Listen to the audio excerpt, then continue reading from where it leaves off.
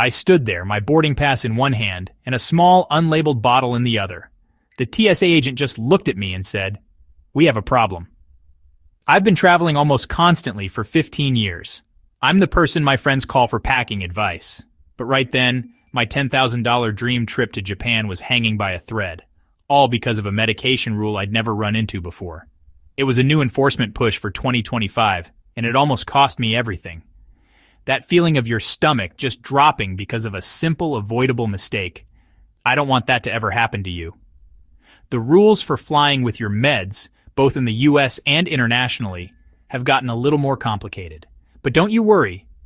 We're going to break down exactly what you need to know, what's changed for domestic and overseas flights, and how to pack so you can walk through security feeling confident. First off, forget everything you think you know about that little 3.4-ounce bottle. When it comes to medically necessary liquids, the normal rulebook gets tossed out the window, but a whole new one has taken its place. Now, the issue isn't some big, sweeping new law.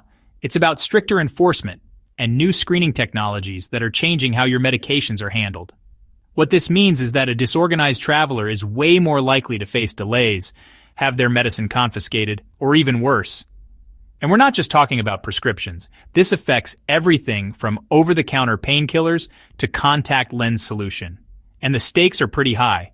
If you get it wrong, you might have to abandon your essential medication right there at the checkpoint. Get it wrong on an international flight, and you could be denied entry into another country for carrying a substance that's perfectly legal at home but is considered a controlled narcotic somewhere else. This guide is your new playbook for 2025, designed to make sure that never happens. Let's start with the good news, because there's a lot of it if you know how the system works. For domestic flights inside the United States, the TSA is actually pretty flexible with medications. The biggest point of confusion is the 311 liquids rule. For your shampoo and toothpaste, you're still limited to those tiny 3.4-ounce bottles. However, medically necessary liquids, gels, and creams are exempt from this rule. That's official TSA policy. This covers things like liquid insulin, prescription creams, and even over-the-counter stuff like cough syrup or saline solution. You can bring more than 3.4 ounces as long as it's a reasonable amount for your trip. So what's the catch for 2025?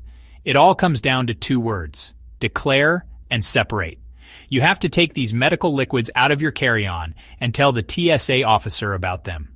Put them in their own bin for screening. Think of it as a dedicated medical bag. A lot of frequent travelers use a separate clear bag just for meds to signal to the agents that these items play by different rules. Whatever you do, don't mix your medications with your regular toiletries. This is the #1 reason people get stopped. If you leave a big bottle of medical liquid in your bag, the scanner will flag it, and you'll be stuck waiting for a manual bag search. Okay, let's talk about pills. Here's a little mythbuster for you. The TSA does not require you to keep your pills in their original prescription bottles for domestic flights. You can totally use pill organizers. However, and this is a big however, it is highly recommended that you keep them in their original labeled containers.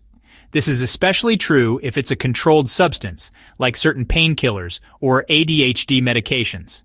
Why? While the TSA is focused on security, not law enforcement, unlabeled pills can still cause delays.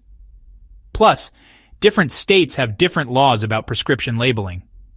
The simplest way to avoid any headaches is to just keep them in the original bottle. If you really want to use a pill organizer, at least take a photo of the original bottles and your paper prescription just in case. What about medical devices? Things like EpiPens, inhalers, insulin pumps, and even syringes for medical use are absolutely allowed. No special approval needed. A good rule of thumb is to pack the device right next to the medication it's for.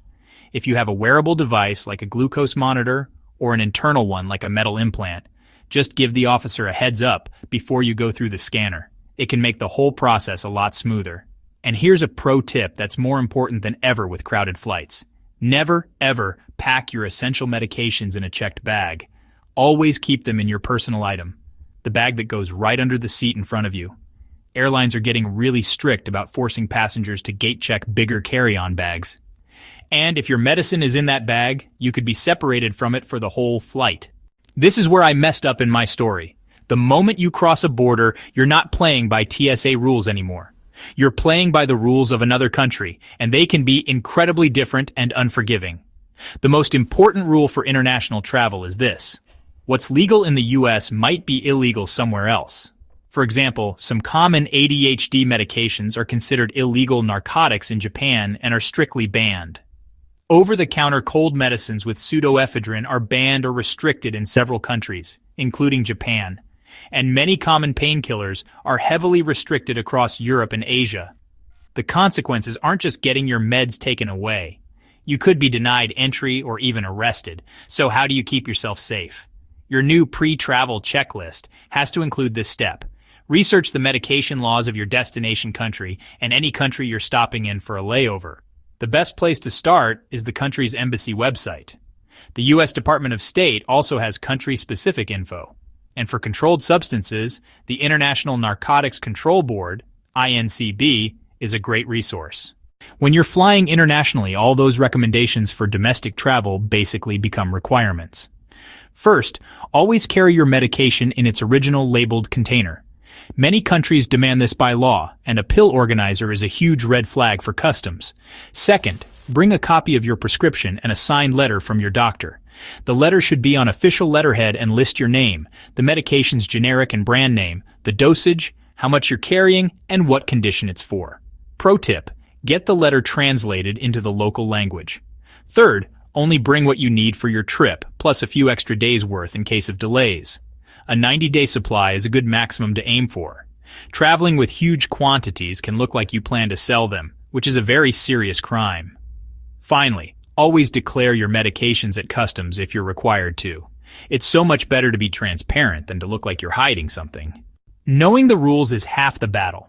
Being ready for the unexpected is the other. Luckily, there are some amazing free resources out there. If you have a medical condition, or you're just worried about the screening process, the TSA Cares helpline is a game changer. You can call them at least 72 hours before your flight to ask questions and even request a passenger support specialist to help you through security. This service is completely free and can save you a ton of stress. For quick questions, you can also hit up the Ask Say service on social media. Your emergency plan should also include a digital and a paper copy of your full medication list. This list should have brand and generic names, dosages, and contact info for your doctor and pharmacy. Keep one on your phone and a paper copy in a different bag. Also, take clear photos of your prescriptions and the bottles. If your medication gets lost or stolen abroad, this paperwork is absolutely essential for getting an emergency refill, which often involves seeing a local doctor or visiting the U.S. Embassy. Finally, have a backup plan. Before you leave, check if your health insurance covers you overseas. Many U.S. plans, including Medicare, do not. You should seriously consider getting supplemental travel medical insurance that covers emergency care. Nobody plans for a medical emergency, but having a plan can turn a potential disaster into a minor hiccup. Look, traveling in 2025 takes a little more prep, but it doesn't have to be a headache. Once you understand the rules, pack smart, and use the tools available, you can breeze through any airport. That scary moment I had was a wake-up call, but it armed me with the knowledge to travel smarter. And now, it's armed you too. So I'd love to hear from you. Have you ever had a close call with your meds at the airport? Drop your story in the comments below. Your experience might just help someone else avoid the same mistake. And if this was helpful, please give it a thumbs up and subscribe to Airport Insider for more travel tips for 2025.